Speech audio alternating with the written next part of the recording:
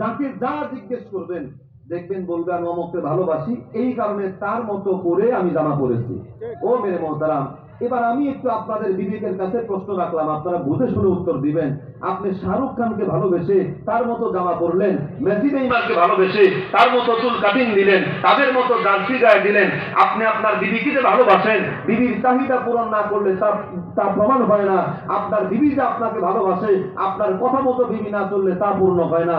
আর আমি আর আপনি বললাম নবীকে জীবনের থেকে বেশি ভালোবাসি, অথচ আমার চলাফেরা, আমার পরন, আমার যাবতীয় যা কিছু আছে, আমার হেয়ার স্টাইল থেকে শুরু করে আমার গায়ের পোশাক পর্যন্ত কোন জায়গায় আমার নবীজির আদর্শের ছিটে ফুটা পর্যন্ত পাওয়া যায় না। তার মানে বোঝা যাবে যেই মানুষটার গায়ে নবীর কোন আদর্শের চিহ্ন নাই, ওই মানুষটার যতই মুখে বলি ফুটা আমি নবীকে ভালোবাসি, পশ্চিম কালেও সে নবীর সত্যিকার আশেক হতে পারে না। চিৎকার ব্যাপরণ কথা ঠিক না বেশি?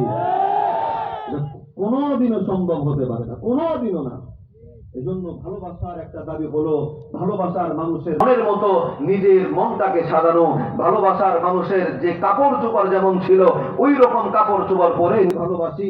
আমার চলনে, আমার বলনে, আমার সব কিছুতে আমার দয়ার নবী, মায়ার নবী, মাহবুবে কিবরিয়া মুহাম্মদ সাল্লাল্লাহু আলাইহি ওয়াসাল্লামের আদর্শ পাওয়া যাওয়াটা একদম আবশ্যক। কথা কোন ঠিক না বেশি? মুহতারাম হাজিরিন, এজন্যই আল্লাহ বললেন ও আমার কি করো, নবীকে অনুসরণ করো। অনুসরণ মানেই হলো এইটা যে নবী যেইভাবে চলেছে ওইভাবে চলতে হবে, নবী যেভাবে মানুষের সঙ্গে কথা বলেছে ওইভাবে কথা বলতে হবে, নবীজি যেইভাবে তার চুল রেখেছে ওইভাবে। আচ্ছা, এবার আসুন, আমার নবীকে আমি যে অনুসরণ করব, কেন অনুসরণ করব? এবার এখানে একটা প্রশ্ন হয়। নবীর অনুসরণ আমরা এজন্য করব যে নবীর থেকে ভালো মানুষ পৃথিবীতে কোনোদিন ছিল? জোরে কোন ছিল? আছে? ভবিষ্যতে আসবে? কোথা থেকে আসবে? আল্লাহ তো বানাই নাই। আল্লাহু আকবার। আল্লাহ নবীর থেকে ভালো মানুষ বানাইছেন? বানান নাই। আমার ভাইরা, আপনাদেরকে বোঝাচ্ছি, একটু বুঝেন ভালোভাবে, পরিবেশটা ঠিক করে নিচ্ছি। কোরআন হাদিস দিয়ে দিব একটু পরে দেই, আগে বাস্তব চিত্র দিয়ে একটু বুঝায় নেই। বুঝতে রাজি আছেন? কষ্ট হচ্ছে না তো? চলবে তো আলোচনা? আমার ভাইরা খুব মনোযোগ দেন, উপকার হবে আশা করি ইনশাআল্লাহ।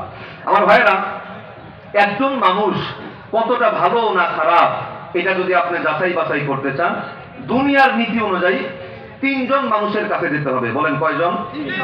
তিনজন মানুষের কাছে। দুনিয়ার জমিনে অন্য কোনো মানুষ আপনি ভালো না খারাপ জানে না। যেমন আমি আপনাদের কাছে প্রথম দেখতেছি, আমার দেখায় আপনারা সকলেই খুব ভালো মানুষ, ঠিক না? আমাকেও আপনারা আজকে প্রথম দেখতেছেন, আমাকেও আপনারা অনেক ভালো মনে করতেছেন। আসলে আমি মানুষটা কেমন, আপনারা মানুষ কেমন, এটা কিন্তু আমরা একে অপরেরটা জানি না। জানে কে? দুনিয়ার নীতি অনুযায়ী, দুনিয়ার সিস্টেম অনুযায়ী তিনজন মানুষ জানতে পারে একজন মানুষ ভালো না খারাপ। এর মধ্যে প্রথম নাম্বার হলো ঘরের স্ত্রী। কথা বল। ঘরের বিবি জানে মানুষটা ভালো না খারাপ। আপনারা রাগ করিয়েন না, উদাহরণ দিচ্ছি একটা। দেখুন, সমাজে এমন অনেক হাজি সাহেব পাওয়া যায়, হজ করে আসছে, নামাজ পড়ে 5 ওয়াক্ত, কপালে দাগ লাগায় ফেলছে, কিন্তু ওই হাজি সাহেব প্রতিদিন তার বিবিকে একবার না মারলে তার পেটের ভাত হজম হয় না। কথা কয় না? এমন মানুষ বুঝি নাই গো, যারা বিবিরে পিটায়। আপনারা সবাই তো ভালো মাহফিল আসছেন, আপনারা কেউ পিটান না, এটা আমি ধরে নিলাম, কিন্তু অনেক মানুষ আছে যে বিবিরে পিটায়। আচ্ছা বলুন বাবা, বিবি কি কি পিটানোর জিনিস? জোরে কর। বিবিরে পিটানো লাগে? দেখুন, বিবির সঙ্গে সর্বোচ্চ মায়া, মোহাব্বত আর ভালোবাসা রাখতে হয়। নবীজি হাদিসের মধ্যে বলেছেন, বানায় কথা বলবো না।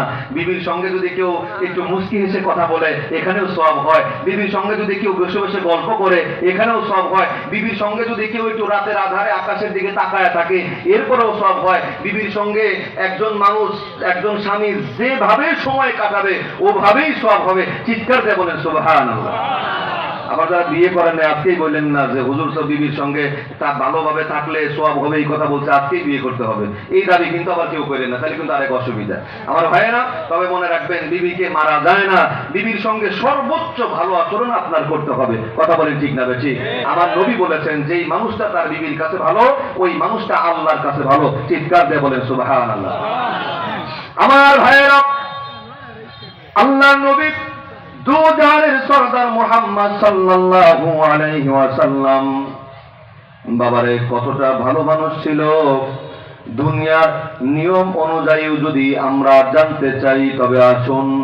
এক নাম্বার, যেহেতু ঘরের বিবি ভালো বললে মানুষ ভালো, খারাপ বললে মানুষটা খারাপ হয়ে যায়, আমরা দেখব আল্লাহর নবীর বিবি নবীর ব্যাপারে কেমন মন্তব্য করেছিল। বাবা, দুনিয়ার জমিনে দুনিয়ার মানুষেরা নবীর প্রিয়তমা বিবি আয়েশা সিদ্দিকা রাদিয়াল্লাহু তাআলার কাছে যায়, ও আম্মা জান আয়েশা, একটাবার জানতে চাই, বলে দেন আল্লাহর নবী মুহাম্মদ সাল্লাল্লাহু আলাইহি ওয়াসাল্লাম আপনার সঙ্গে তার আচরণ কেমন ছিল মাগো, এই বিষয়টা একটু আমাদেরকে আপনি জানায় দেন।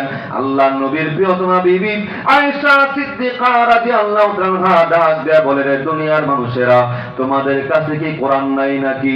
দুনিয়ার মানুষেরা বলে, হ্যাঁ কোরআন তো আছে। কি হবে বলেন, কোরআন দিয়ে আপনি কি বোঝাতে চান?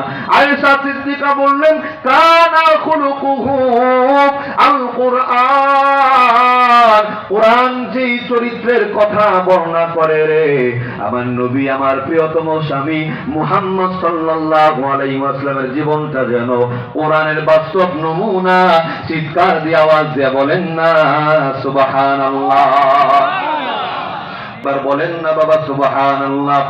এ বাজান, দ্বিতীয় নম্বরে একজন মানুষ ভালো না খারাপ